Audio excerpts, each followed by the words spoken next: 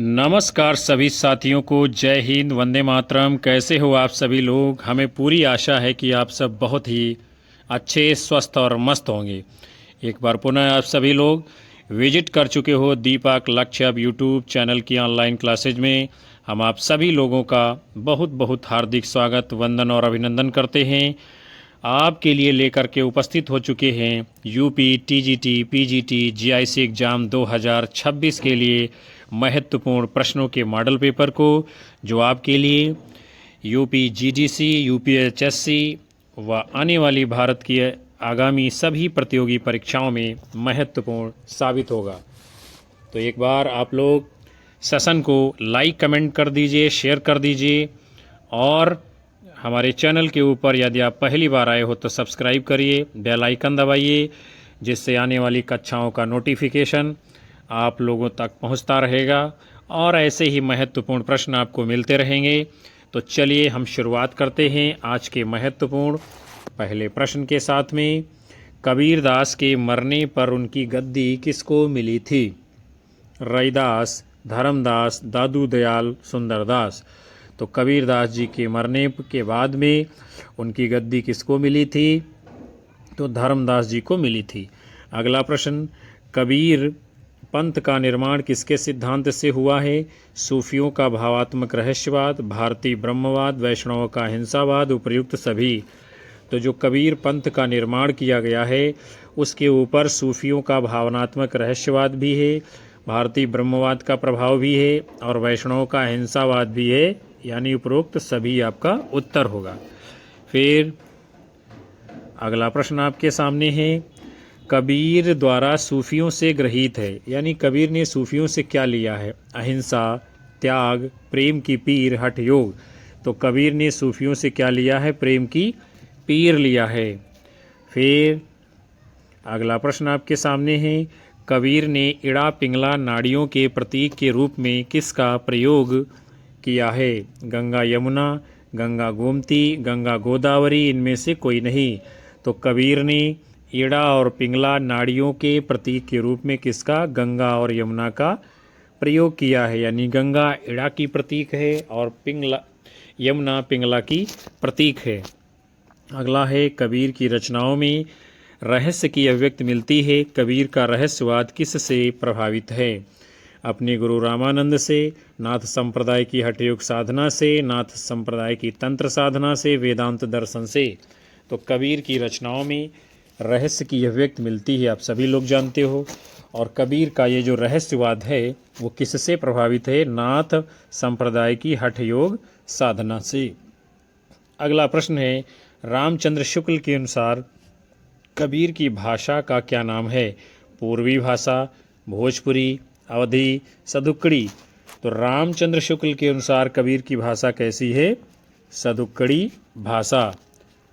अगला प्रश्न आपके सामने है, कबीर को बाणी का डिक्टेटर किसने कहा है? रामचंद्र शुक्ल, महावीर प्रसाद द्विवेदी, हजारी प्रसाद द्विवेदी, डॉक्टर नगेंद्र। तो कबीरदास को बाणी का डिक्टेटर हजारी प्रसाद द्विवेदी ने कहा है। अगला प्रश्न, कबीर की उलटवासियों में कौन सा रस प्रमुख है? अद्भुत रस, वियोग श्रृंगार, करुण रस, शांत रस।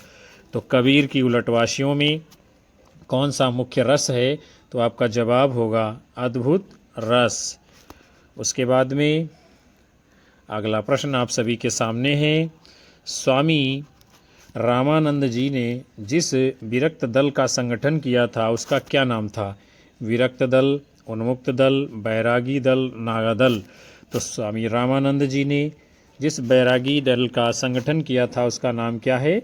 बैरागी दल। क्या नाम है उसका? नाम है बैरागी दल।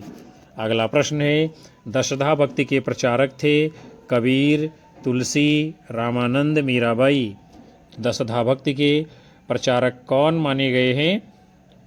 तो आपका जवाब क्या होगा? रामानंद जी। उसके बाद में अगला प्रश्न है, 12 खड़ी, सुखसागर, ध्रुव चरित्र किसकी रचनाएं हैं? मलूकदास, सुंदरदास, दादू दयाल, रज्जब। 12 खड़ी, सुखसागर, ध्रुव चरित्र ये किसकी रचनाएं हैं? तो आपका जवाब क्या होगा? मलूकदास जी की। अगला प्रश्न आप सभी के सामने है, श्रृंगार रस के घोर विरोधी कौन से संत कवि थे? कबीरदास, मलूकदास, रैदास, सुंदरदास। तो श्रृंगार रस के घोर विरोधी कवि कौन थे? सुंदरदास जी। अगला प्रश्न है, इन संत कवियों में सर्वाधिक शिक्षित कौन थे? कबीरदास, सुंदरदास, दादू दयाल, रैदास।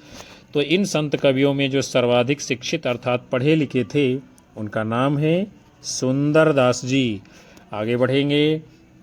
अगला प्रश्न आपके सामने है, सूफी प्रेम आख्यानक काव्यों का प्रतिपाद्य क्या है? सूफी मत का प्रचार, वैराग्य मत का प्रतिपादन, संसार की निस्सारता, प्रेम कथा के माध्यम से ब्रह्म जीव का मिलन।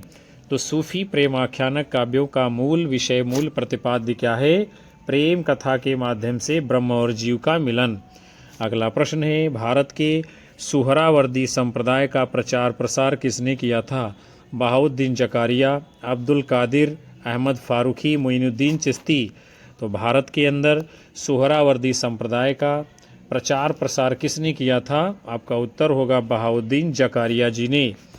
आगे बढ़ेंगे। अगला प्रश्न है, हिंदी साहित्य के इतिहास में मलिक मोहम्मद जायसी का प्रमुख स्थान है। उनकी रचना पद्मावत एक प्रसिद्ध महाकाव्य है। जायसी भक्तिकाल की किस शाखा के कवि हैं? तो आप सभी लोग जानते हो, जायसी जी भक्तिकाल की निर्गुण शाखा के प्रेम आश्रयी धारा के कवि हैं। अगला प्रश्न आप सभी के सामने है, पद्मावत में पद्मावती किसका प्रतीक है? मन, शरीर, हृदय, बुद्धि। तो पद्मावत महाकाव्य में पद्मावती किसकी प्रतीक है? तो आपका सही जवाब होगा बुद्धि की प्रतीक है। उसके बाद में अगला प्रश्न आपके सामने है, असत्य कथन को चुनिए, बताइए कौन सा इसमें सही नहीं है। देखते हैं हम लोग। जायसी का पद्मावत प्रेमाख्यानक काव्य है, ये बात बिल्कुल सही है। जायसी का पद्मावत प्रेमाख्यानक काव्य है। ये सूफी पद्धति पर आधारित है, ये भी बात बिल्कुल सही है। इसमें लौकिक प्रेम के माध्यम से अलौकिक प्रेम की व्यंजना हुई, ये भी बात बिल्कुल सही है। गलत क्या है? विकल्प डी, ये जो है आपका सही नहीं है, यही है आपका उत्तर। इसमें क्या कहा जा रहा है? पद्मावत में पद्मावती की विरह दशा, यानी पद्मावत में पद्मावती विरह दशा से पीड़ित थी, ये बात गलत है। अगला प्रश्न आप सभी के सामने है, सूफी काव्य परंपरा की सर्वप्रमुख रचना है? मधुमालती, मृगावती, माधवानल कामकंदला, पद्मावत। सूफी काव्य परंपरा की प्रमुख रचना कौन सी है? इसमें सर्वप्रमुख उसका नाम है पद्मावत महाकाव्य। अगला प्रश्न, पद्मावत के संबंध में क्या सत्य है? पद्मावत अन्योक्ति है, पद्मावत समासोक्ति है, ए बी दोनों, इनमें से कोई नहीं। तो कौन सा आपका सही उत्तर माना जाएगा इस प्रश्न के लिए? वैसे देखा जाए पद्मावत अन्योक्त भी है और इसमें समासोक्त भी है, अर्थात आपका उत्तर होगा विकल्प सी, ए बी दोनों। फिर अगला प्रश्न आपके सामने है, पद्मावत का नागमती वियोग खंड अपनी विरह व्यंजना के लिए लोकप्रिय है। इसमें जायसी ने 12 मासा का प्रयोग किया है। यहाँ कवि ने 12 मासा की शुरुआत किस माह से की है? श्रावण, फाल्गुन, आषाढ़, माघ। तो जायसी जी लिखते हैं, चढ़ा आषाढ़ गगन घन गाजा, अर्थात जो है आषाढ़ महीने से जायसी का विरह वर्णन नागमती वियोग खंड पद्मावत में किया गया है। उसके बाद में अगला प्रश्न है, जायसी ने पद्मावत महाकाव्य की रचना की जो कि अवधी भाषा का उच्च कोटि का काव्य है या एक प्रतीकात्मक काव्य है। इसमें कवि ने किन 2 छंदों का प्रयोग किया है? रोला चौपाई, घनाक्षरी छप्पय, दोहा चौपाई, दोहा भक्ति। तो जायसी का ये जो है पद्मावत महाकाव्य है जो कि अवधी भाषा में लिखा गया। आप देख रहे हैं एक ही प्रश्न में कई सारे प्रश्न और उत्तर हैं। यानी पद्मावत क्या है? महाकाव्य। किस भाषा में? अवधी भाषा में है। कैसा काव्य है? प्रतीकात्मक काव्य भी है। इसमें किन छंदों का प्रयोग हुआ है? तो आपका उत्तर होगा दोहा और चौपाई। फिर आपका अगला प्रश्न है, प्रथम सूफी प्रेम आख्यानक काव्य के रचयिता हैं? जायसी, कुतुबन, मुल्ला दाऊद, नूर मोहम्मद। तो इनमें से प्रथम सूफी काव्य के रचयिता कौन है? मुल्ला दाऊद जी। उसके बाद में अगला प्रश्न आपके सामने है, माता प्रसाद गुप्त ने किस ग्रंथ को लोर कथा कहा है? चंदायन, चित्रावली, हंस जवाहिर, इंद्रावती। तो माता प्रसाद गुप्त जी ने किस ग्रंथ को लोर कथा कहा है? तो आपका जवाब क्या होगा? चंदायन को लोर कथा कहा है माता प्रसाद गुप्त जी ने। आगे बढ़ेंगे हम लोग। अगला प्रश्न आपके सामने है। आचार्य शुक्ल ने सूफी कवियों की प्रेम पद्धति में सर्वाधिक महत्वपूर्ण माना है? प्रेम की पीर, लौकिक प्रेम, प्रतीकात्मक प्रेम, दार्शनिक अभिव्यक्ति। तो आचार्य रामचंद्र शुक्ल जी ने सूफी कवियों में प्रेम पद्धति में सर्वाधिक महत्वपूर्ण क्या माना है? प्रेम की पीर को। अगला प्रश्न है। बेमेल छांटिए, हंसावली असाइयत सही है, मधुमालती मंझन की रचना सही है, छिताई वार्ता नारायण दास की रचना सही है। गलत क्या है? रूप मंजरी ये आलम की रचना नहीं बल्कि ये नंददास की है। फिर अगला प्रश्न आप सभी के सामने है। जान कवि ने कितने ग्रंथों की रचना की है? 78, 79, 80, 81। तो जान कवि ने कितने ग्रंथों की रचना की है? तो आपका उत्तर होगा 78 ग्रंथों की रचना की है। अगला प्रश्न है। तीरथ बरत न करो अंदेशा, तुम्हारे चरण कमल मतेसा, जहाँ तहाँ जाओ तुम्हारी पूजा, तुम सा देव और नहीं दूजा। प्रस्तुत काव्य पंक्तियों के रचनाकार हैं? कबीर दास, मलिक मोहम्मद जायसी, तुलसीदास, मलुकदास। तो ये काव्य पंक्तियाँ किसकी हैं? मलिक मोहम्मद जायसी की। क्या लिखते हैं? तीरथ बरत न करो अंदेशा, तुम्हारे चरण कमल मतेसा, जहाँ तहाँ जाओ तुम्हारी पूजा, तुम सा देव और नहीं दूजा। अगला प्रश्न आपके सामने है। गुपुत रहो कोई लखन न पावे, परगट भये कछु हाथ न आवे, गुपुत रहे ते जाय पहुँचे, परगट नीचे गए बिगूचे। उपयुक्त काव्य पंक्तियों के रचनाकार हैं? उस्मान, रैदास, रज्जब, दादू दयाल। किसकी काव्य पंक्तियाँ हैं ये? तो आपका जवाब होगा उस्मान की काव्य पंक्तियाँ हैं। उस्मान जी क्या लिखते हैं? गुपुत रहो कोई लखन न पावे, परगट भये कछु हाथ न आवे, गुपुत रहे ते जाय पहुँचे, परगट नीचे गए बिगुचे। उसके बाद में अगला प्रश्न है। पाती तोड़ी न पाहन पूजी, देवल देव न ध्याऊँगा, पात पात परसोत्तम राता, ताकू मैं न सताऊँगा। काव्य पंक्तियों के रचनाकार हैं? रामानंद, नामदेव, नाभादास, वल्लभाचार्य। तो ये किसकी काव्य पंक्तियाँ हैं? नामदेव जी की है। नामदेव जी क्या लिखते हैं? पाती तोड़ी न पाहन पूजी, देवल देव न ध्याऊँगा, पात पात परसोत्तम राता, ताको मैं न सताऊँगा। अगला है। यह सिर नवे न राम को, नाही गिरियो टूट, आन देव नहीं परसिए, यह तन जायो छूट। प्रस्तुत काव्य पंक्तियों के रचनाकार हैं? गरीबदास, चरणदास, कबीरदास, रविदास। ये काव्य पंक्तियाँ किसकी हैं? तो आपका उत्तर होगा चरणदास जी। लिखते हैं। यह सिर नवे न राम को, नाही गिरियो टूट, आन देव नहीं परसिए, ये तन जायो छूट। आगे बढ़ेंगे हम सभी लोग। अगला प्रश्न आपके सामने है। भक्ति आंदोलन ईसाइयत की देन है, ये कथन किसका है? आचार्य शुक्ल, हजारी प्रसाद द्विवेदी, ग्रियर्सन, डॉक्टर श्याम सुंदर दास।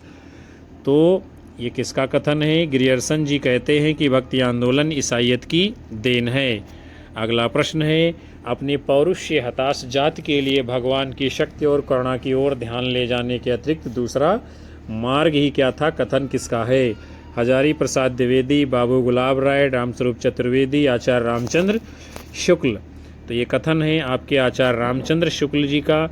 शुक्ल जी क्या कहते हैं? अपने पौरुष्य हताश जात के लिए भगवान की शक्ति और करुणा की ओर ध्यान ले जाने के अतिरिक्त दूसरा मार्ग ही क्या था? आगे बढ़ते हैं हम सभी। अगला प्रश्न है। भक्ति धर्म का रसात्मक रूप है, ये कथन किसका है? डॉक्टर ग्रियर्सन, हरिनारायण व्यास, आचार्य शुक्ल, हजारी प्रसाद द्विवेदी। तो ये कथन किसका है? आचार्य शुक्ल जी कहते हैं कि भक्ति धर्म का रसात्मक रूप है। अगला प्रश्न है। पराजय के बाद व्यक्ति अपनी आध्यात्मिक श्रेष्ठता प्रदर्शित करना चाहता है, यही मनोवृत्ति भक्ति आंदोलन का स्रोत है, ये कथन किसका है? आचार्य शुक्ल, डॉक्टर श्याम सुंदर दास, बाबू गुलाब राय, हजारी प्रसाद द्विवेदी। तो ये कथन किसका है? बाबू गुलाब राय जी का। क्या कहते हैं?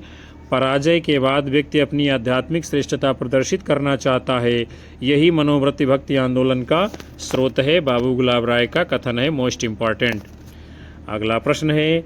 रचना काल की दृष्टि से निम्नलिखित रचनाओं का सही अनुक्रम क्या होगा? रचनाएं आप लोगों के सामने हैं।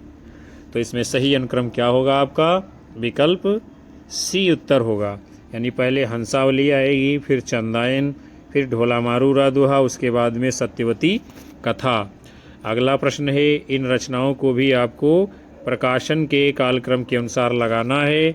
तो इस प्रश्न का सही जवाब क्या होगा? विकल्प ए, यानी पहले मृगावती आएगी, फिर पद्मावत, फिर मधुमालती, फिर माधवानल कामकंदला का प्रकाशन हुआ है। आगे बढ़ते हैं। उसके बाद में अगला प्रश्न आप सभी के सामने है। रचना काल की दृष्टि से इन रचनाओं को भी आपको क्रम से लगाना है। रचनाएं आप लोगों के सामने हैं, तो क्या जवाब होगा विकल्प बी इस प्रश्न के लिए? यानी पहले रूपमंजरी आएगी, फिर चिताई वार्ता, फिर चित्रावली, उसके बाद में रसरतन का प्रकाशन हुआ है। अगला प्रश्न है, रचना काल की दृष्टि से इन रचनाओं को भी आपको कालक्रम के अनुसार लगाना है। रचनाएं आपके सामने हैं, कौन सा सही जवाब होगा? विकल्प ए आपका उत्तर होगा। यानी पहले ज्ञानदीप आएगी, फिर हंस जवाहिर, फिर इंद्रावती, उसके बाद में अनुराग बांसुरी। अगला प्रश्न आपके सामने है, सुमेलित करना है आपको। क्या करना है? सुमेलित करना है, मिलान करना है, आपको बताना है कौन सी रचना किसकी, यानी क्या है, संप्रदाय हैं और आचार्यों के साथ बताना है कौन सा आचार्य किस संप्रदाय का है, ये आपसे पूछा जा रहा है। तो राधा वल्लभ संप्रदाय के आचार्य का नाम क्या है? स्वामी हित हरिवंश। सखी संप्रदाय के आचार्य कौन हैं? तो स्वामी हरदास जी हैं। निम्बार्क संप्रदाय के आचार्य कौन हैं? तो निम्बार्काचार्य जी हैं। और वल्लभ संप्रदाय के आचार्य कौन हैं? वल्लभाचार्य जी हैं। ये रहा आपका सही मिलान, और कूट के रूप में आगे विकल्प पे आपका जवाब होगा।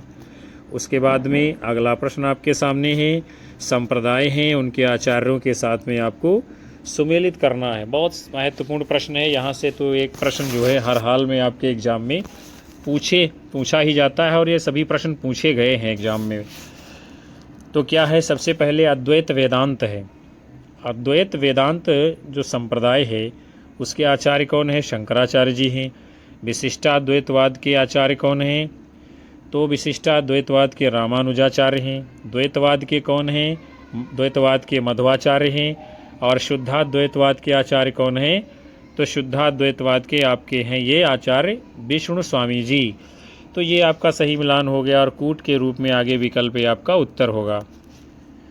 अगला प्रश्न आपके सामने है, यहाँ भी आपको क्या करना है? सुमेलित करना है। देखते हैं हम लोग, संप्रदाय और उनके आचार्य हैं। तो गौड़ी संप्रदाय के आचार्य कौन हैं? चैतन्य महाप्रभु हैं।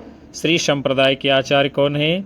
श्री संप्रदाय के श्री संप्रदाय के हैं रामानुजाचार्य जी। राधा वल्लभी संप्रदाय के कौन हैं? तो राधा वल्लभी संप्रदाय के कौन हैं? आपके आचार्य होंगे स्वामी हित हरिवंश जी। और हरिदासी संप्रदाय के आचार्य का नाम क्या है? स्वामी हरिदास जी। तो ये आपका सही मिलान हो गया। कूट के रूप में विकल्प भी आपका आगे जवाब होगा। उसके बाद में अगला प्रश्न आपके सामने है, संप्रदाय हैं और उनके आचार्यों के साथ में आपको मिलान करना है। तो सबसे पहले है द्वैताद्वैतवाद। द्वैताद्वैतवाद के आचार्य कौन हैं? तो वह है निम्बार्काचार्य जी, द्वैताद्वैतवाद। सखी संप्रदाय के आचार्य कौन हैं? स्वामी हरदास जी हैं। रुद्र संप्रदाय के आचार्य कौन हैं? विष्णु स्वामी जी हैं। और रामावत संप्रदाय के आचार्य कौन हैं? रामानंद जी हैं। तो ये रहा आपका सही मिलान, और कूट के रूप में विकल्प भी आपका आगे उत्तर होगा। उसके बाद अगला प्रश्न है, निम्नलिखित में से कौन सी रचना गुरु नानक की है, आपको बताना है। असादीवार, रहीरास, सोहिला, नसीहतनामा। तो ये सभी रचनाएं हैं गुरु नानक जी की, असादीवार, रहीरास, सोहिला, नसीहतनामा। अगला प्रश्न है, भक्तिकाल को हिंदी का स्वर्ण युग कहा जाता है, क्यों? क्यों कहा जाता है भक्तिकाल को हिंदी का स्वर्ण युग? तो इसमें क्या है, क्योंकि इस काल की रचनाएं अत्यंत लोकप्रिय और उत्कृष्ट हुई हैं। इस काल में सर्वाधिक साहित्य रचा गया। इस काल में साहित्य की सभी विधाओं का सृजन हुआ है। इस काल में हिंदी को राजभाषा का पद मिला। गलत। आपका सही उत्तर है विकल्प 3, यानी कि इस काल की रचनाएं अत्यंत लोकप्रिय और उत्कृष्ट हुई हैं। अगला प्रश्न है, सूफियों द्वारा अपनाई गई मसनवी शैली से क्या आशय है? क्या है इसमें मसनवी शैली से आशय? तो रचना के आरंभ में कवि परिचय दिया गया है। गलत है। रचना के आरंभ में कथासार गलत है। प्रत्येक स्वर के अंत में छंद परिवर्तन गलत है। सही क्या है? रचना के आरंभ में ईश वंदना की गई है। क्या है? ईश वंदना की गई है। फिर अगला प्रश्न आपके सामने है, कबीर के पदों में मुख्य है। क्या है कबीर के पदों में मुख्य? उसे आपको बताना है। तो गुरु की महत्ता है, ठीक बात है। बाह्य आडंबरों का खंडन, ये भी ठीक बात है। और जाति प्रथा का विरोध, ये भी ठीक बात है। यानी आपका उत्तर होगा 1, 2, 4। अगला प्रश्न है, सो जोगी जाके मन मुद्रा, रात दिवस ना करई निद्रा। प्रस्तुत पंक्तियों के रचनाकार हैं रहीम दास, तुलसीदास, कबीर दास, संत रैदास। तो ये काव्य पंक्तियाँ किसकी हैं? सो जोगी जाके मन मुद्रा, रात दिवस ना करई निद्रा। तो ये पंक्तियाँ हैं कबीर दास जी की। अगला प्रश्न आपके सामने है, झिलमिल झगड़ा झूलते, बाकी रही न काहू। गोरख हटके कालपुर, कौन कहावे साहू। पंक्तियों के रचनाकार हैं गोरखनाथ, गरीबदास, रहीमदास, कबीरदास। ये पंक्तियाँ किसकी हैं? कबीरदास जी की है। कबीरदास कहते हैं, झिलमिल झगड़ा झूलते, बाकी रही न काहू। गोरख हटके कालपुर, कौन कहावे साहू। उसके बाद में अगला प्रश्न आप सभी के सामने है, विक्रम धसा प्रेम के बारा, सपनावती कहाँ गयो पतारा। काव्य पंक्तियों के रचनाकार हैं कुतुबन, मुल्ला दाऊद, जायसी, मंझन। किसकी काव्य पंक्ति है? तो आपका उत्तर क्या होगा? मंझन की काव्य पंक्ति है, विक्रम धसा प्रेम के बारा, सपनावती कहाँ गयो पतारा। अगला प्रश्न है, उन बानन अस को जो न मारा, बेधि रहा सिगरो संसारा। ये काव्य पंक्तियाँ किसकी हैं? उस्मान, ईश्वरदास, जायसी, असायत। तो किसकी काव्य पंक्ति है? जायसी की ये काव्य पंक्ति है, उन बानन अस को जो न मारा, बेधि रहा सिगरो संसारा। जायसी की पंक्ति है। अगला प्रश्न आप सभी के सामने है, भक्ति काल का उदय अरबों की देन है। ये कौन मानता है? महावीर प्रसाद द्विवेदी, आचार्य शुक्ल, रामविलास शर्मा, ताराचंद। तो भक्ति काल अरबों की देन है, ऐसा कौन मानता है? ताराचंद जी। अगला प्रश्न है, भक्ति आंदोलन भारतीय चिंतन धारा का स्वाभाविक विकास है। ये कथन किसका है? हजारी प्रसाद द्विवेदी, डॉक्टर नगेंद्र, आचार्य शुक्ल, श्याम सुंदर दास। तो भक्ति आंदोलन भारतीय चिंतन धारा का स्वाभाविक विकास है, हजारी प्रसाद द्विवेदी जी का कथन है। फिर अगला प्रश्न आप सभी के सामने है, कबीर का मत है कि, यानी किस विद्वान का मत है कि कबीर की भाषा का निर्णय करना टेढ़ी खीर है, क्योंकि वो खिचड़ी है। खड़ी बोली पंजाबी, राजस्थानी, अरबी, फारसी आदि की अनेक भाषाओं का पुट उनकी उक्तियों में चढ़ा है। आचार्य शुक्ल, श्याम सुंदर दास, राम कुमार वर्मा, इनमें से कोई नहीं। तो बहुत ही शानदार और महत्वपूर्ण प्रश्न है। और ये कथन किसका है? श्याम सुंदर दास का है। श्याम सुंदर दास जी क्या कहते हैं कि कबीर की भाषा का निर्णय करना टेढ़ी खीर है, क्योंकि वो खिचड़ी है। खड़ी बोली पंजाबी, राजस्थानी, अरबी, फारसी आदि अनेक भाषाओं का पुट उनकी उक्तियों में चढ़ा है। फिर अगला प्रश्न है, कबीर तथा अन्य निर्गुणपंथी संतों के द्वारा अंतः साधना में रागात्मिका भक्ति और ज्ञान का योग तो हुआ है, पर कर्म की दिशा वही रही जो नाथपंथियों के यहाँ थी। ये किसकी उक्ति है? रामचंद्र शुक्ल, हजारी प्रसाद द्विवेदी, महेंद्र कुमार, राम कुमार वर्मा। तो ये कथन किसका है? आचार्य रामचंद्र शुक्ल जी का है। शुक्ल जी क्या कहते हैं? कबीर तथा अन्य निर्गुणपंथी संतों के द्वारा अंतः साधना में रागात्मिका भक्ति और ज्ञान का योग तो हुआ, पर कर्म की दिशा वही रही जो नाथपंथियों के यहाँ थी। अगला प्रश्न है, सूफी मत में ईश्वर की भावना स्त्री रूप में की गई है। ये कथन किसका है? डॉक्टर राम कुमार वर्मा, डॉक्टर नगेंद्र, हजारी प्रसाद द्विवेदी, इनमें से कोई नहीं। तो किसका कथन है ये? डॉक्टर राम कुमार वर्मा जी का है। राम कुमार वर्मा जी क्या कहते हैं? सूफी मत में ईश्वर की भावना स्त्री रूप में की गई है। उसके बाद में अगला प्रश्न आपके सामने है, रचना काल की दृष्टि से इन रचनाओं का सही अनुक्रम क्या होगा? रचनाएं आप लोगों के सामने हैं, बताना है कौन सी रचना पहले आएगी, कौन सी बाद में आएगी। तो आपका सही जवाब क्या होगा? विकल्प सी, यानी पहले बीजक आएगी, फिर मृगावती आएगी, फिर पद्मावत आएगी, उसके बाद में विनय पत्रिका। अगला प्रश्न है, यहाँ भी रचनाओं को प्रकाशन क्रम के अनुसार आपको लगाना है। तो क्या होगा सही उत्तर? विकल्प ए, यानी पहले ढोला मारू रदूहा, फिर सत्यवती कथा, फिर मधुमालती, उसके बाद में चित्रावली का क्रम आएगा। अगला प्रश्न है, निम्नलिखित रचनाओं का सही अनुक्रम क्या होगा? कौन सा सही जवाब होगा? तो आपका उत्तर है विकल्प बी, यानी पहले बीजक आएगी, फिर संतबानी, फिर अंगवधू, उसके बाद में अखरावट का प्रकाशन होगा।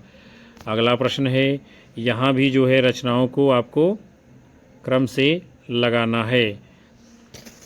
तो इस प्रश्न के लिए आपका जवाब क्या होगा? विकल्प डी, यानी पहले कबीर ग्रंथावली आएगी, फिर संत गुरु रविदास की वाणी, फिर नानक वाणी, फिर सुंदर ग्रंथावली आएगी। अगला प्रश्न आपके सामने है, क्या करना है? यहाँ पर कवि हैं और उनका जीवन काल दिया गया है, कब से कब तक है ये आपको बताना है।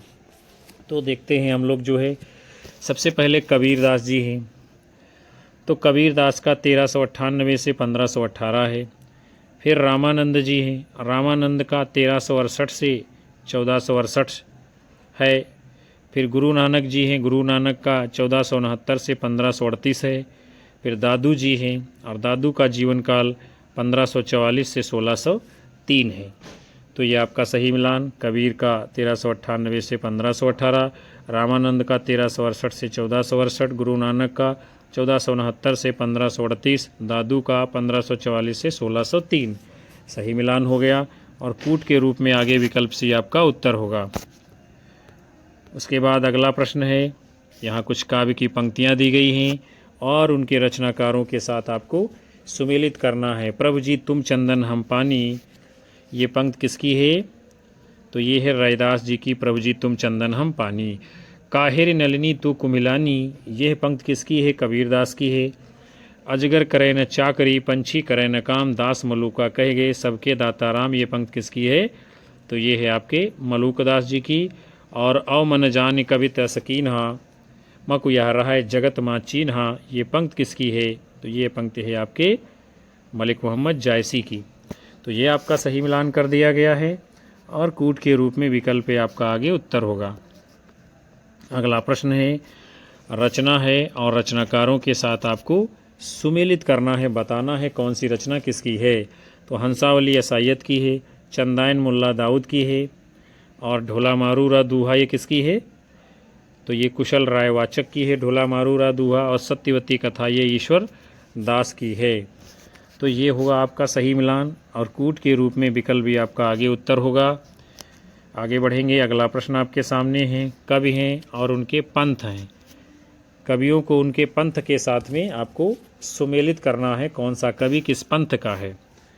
देखते हैं, गुरु नानक ये सिख पंथ के हैं, दादू दयाल दादू पंथ के हैं, हरिदास निरंजनी ये निरंजनी पंथ के कवि हैं, और मलूकदास आपके मलूक पंथ के कवि हैं। तो गुरु नानक सिख पंथ, दादू दयाल दादू पंथ, हरदास निरंजनी निरंजनी पंथ, मलूकदास मलूक पंथ, ये रहा आपका सही मिलान और कूट के रूप में विकल्प आपका जवाब होगा। अगला प्रश्न है, निम्न में से किसका संबंध मलूकदास से है? किसका संबंध मलूकदास से है ये आपको बताना है। तो ज्ञानबोध, भक्ति विवेक और सुख सागर, ये तीनों रचनाएं किसकी हैं? मलूकदास की। कौन कौन सी हैं? ज्ञानबोध, भक्ति विवेक और सुख सागर। फिर अगला प्रश्न है, निम्नलिखित में से सूफी साधना के सोपान हैं। सूफी साधना के सोपान हैं वैराग्य, आत्मसंयम, अनुताप और विश्वास, यानी ये सभी हैं सूफी साधना के सोपान। आगे बढ़ेंगे हम लोग।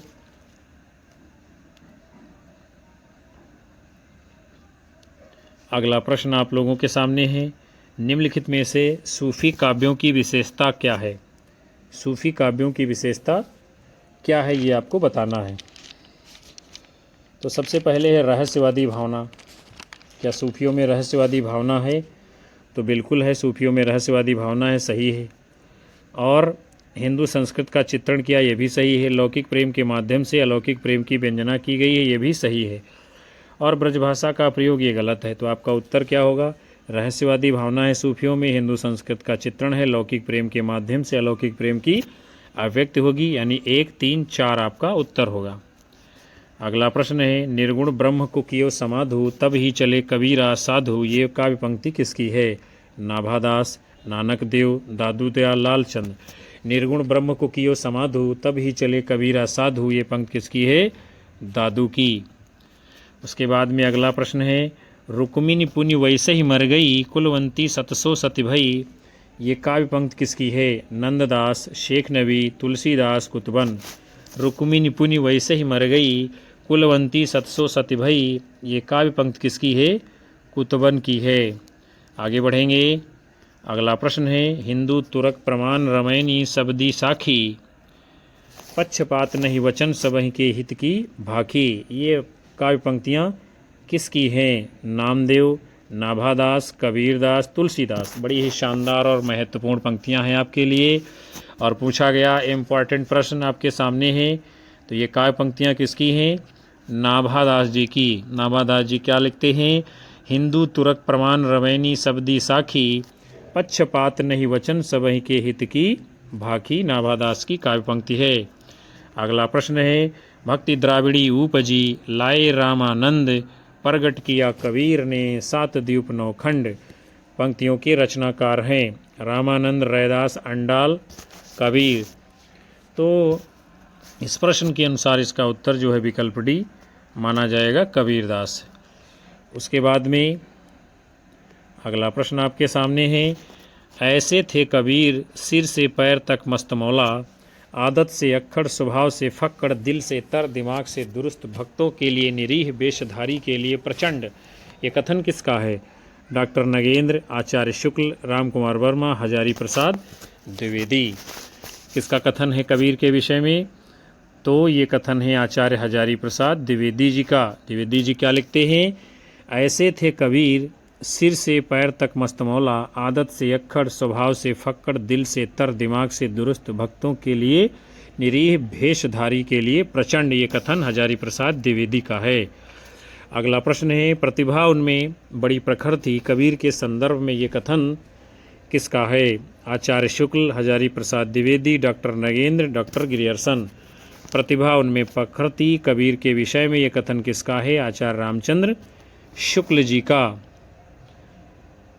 आगे बढ़ेंगे हम लोग। अगला प्रश्न आपके सामने है, भाषा पर कबीरदास का जबरदस्त अधिकार था, वे वाणी के डिक्टेटर थे, कबीर के संदर्भ में कथन किसका है? बाबू गुलाब राय, श्याम सुंदर दास, डॉक्टर नगेंद्र, हजारी प्रसाद द्विवेदी। तो ये कथन किसका है?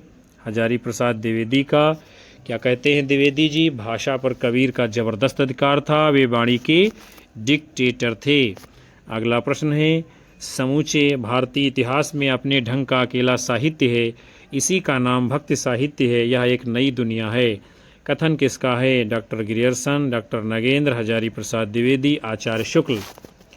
तो किसका कथन है ये? मोस्ट इम्पॉर्टेंट क्वेश्चन आप सभी के सामने है, हजारी प्रसाद द्विवेदी जी का कथन है। द्विवेदी जी क्या लिखते हैं? समूचे भारतीय साहित्य इतिहास में अपने ढंग का अकेला साहित्य है, इसी का नाम भक्ति साहित्य है, यह एक नई दुनिया है, कथन हजारी प्रसाद द्विवेदी जी का है।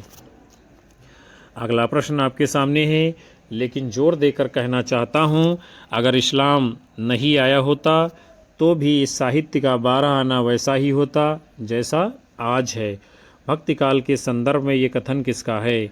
विश्वनाथ त्रिपाठी, हजारी प्रसाद द्विवेदी, आचार्य शुक्ल, डॉक्टर श्याम सुंदर दास। तो ये मोस्ट इम्पॉर्टेंट कथन किसका है? आचार्य हजारी प्रसाद द्विवेदी जी का। द्विवेदी जी क्या कहते हैं? लेकिन जोर देकर कहना चाहता हूँ कि अगर इस्लाम नहीं आया होता तो भी साहित्य का 12 आना वैसा ही होता जैसा आज है। भक्ति काल के विषय में ये कथन हजारी प्रसाद द्विवेदी जी का है। उसके बाद में अगला प्रश्न आप सभी के सामने है, क्या कहा जा रहा है? बिजली की चमक के समान अचानक समस्त पुराने धार्मिक मतों के अंधकार के ऊपर एक नई बात दिखाई दी। कोई हिंदू नहीं जानता है कि ये बात कहाँ से आई और कोई भी इसके प्रादुर्भाव का कारण निश्चित नहीं कर सकता। भक्ति काल के संदर्भ में ये कथन किसका है? Doctor Ram Kumar Verma, doctor Nagendra, doctor Grierson, Shyam सुंदर दास। तो किसका कथन है ये कथन है आपके डॉक्टर गिरियर्सन जी का। गिरियर्सन जी क्या लिखते हैं? बिजली की चमक के समान अचानक समस्त पुराने धार्मिक मतों के अंधकार के ऊपर एक नई बात दिखाई दी। कोई हिंदू नहीं जानता है कि ये बात कहाँ से आई और कोई भी इसके प्रादुर्भाव का कारण निश्चित नहीं कर सका। भक्ति काल के विषय में ये कथन किसका है? डॉक्टर ग्रियर्सन का। उसके बाद में अगला प्रश्न आपके सामने है, निम्नलिखित रचनाओं को सही अनुक्रम के साथ में आपको लगाना है। रचनाएं आप लोगों के सामने हैं और बताना है कौन सी पहले आएगी कौन सी बाद में आएगी। तो आपका उत्तर होगा विकल्प ए इस प्रश्न के लिए, यानी पहले मलूक दास की बानी, फिर सहज प्रकाश, फिर रज्जब बानी, उसके बाद पलटू साहब की बानी। अगला प्रश्न आपके सामने है, जन्म काल के आधार पर निम्नलिखित संत कवियों को सही अनुक्रम में आपको लगाना है, यानी किसका जन्म पहले हुआ किसका बाद में हुआ, इस आधार पर आपको क्रम से लगाना है। तो आपका सही उत्तर क्या माना जाएगा इस प्रश्न के लिए? जवाब होगा आपका विकल्प बी, यानी पहले कबीरदास का जन्म, उसके बाद रैदास का, फिर नानक का, उसके बाद में सुंदरदास का जन्म हुआ है। तो प्यारे साथियों और विद्यार्थियों, आज के इस महत्वपूर्ण सेशन को हम यहीं पर विराम देते हैं, जिसके अंतर्गत आप सभी लोगों ने बहुत ही महत्वपूर्ण प्रश्नों की श्रृंखला को देखा जाना समझा, जो आपकी आगामी आने वाली भारतवर्ष की सभी प्रतियोगी परीक्षाओं में महत्वपूर्ण साबित होंगे। हम उम्मीद करते हैं कि ये सेशन आप लोगों को पसंद आया होगा। कक्षा को लाइक करिए, अपने साथी मित्रों में शेयर करिए और आप लोग कक्षा को हाइप अवश्य किया करिए। आप लोगों का प्यार मिलता रहेगा, हमारा मनोबल बढ़ेगा और हम आपको लगातार कक्षाएं ऐसे ही महत्वपूर्ण प्रश्नों को लाकर देते रहेंगे। और अपनी राय हमें कमेंट बॉक्स में दर्ज करिए। उन सभी साथियों का तहे दिल से आभार जो अंत तक प्रतिदिन आकर के सेशन को वॉच करते हैं। और हम मिलते हैं आपको पुनः से नए मॉडल पेपर को लेकर के। तब तक के लिए आप सभी को नमस्कार, जय हिंद, वंदे मातरम, बाय बाय, शुभ रात्रि आप सभी लोगों को विद्यार्थियों।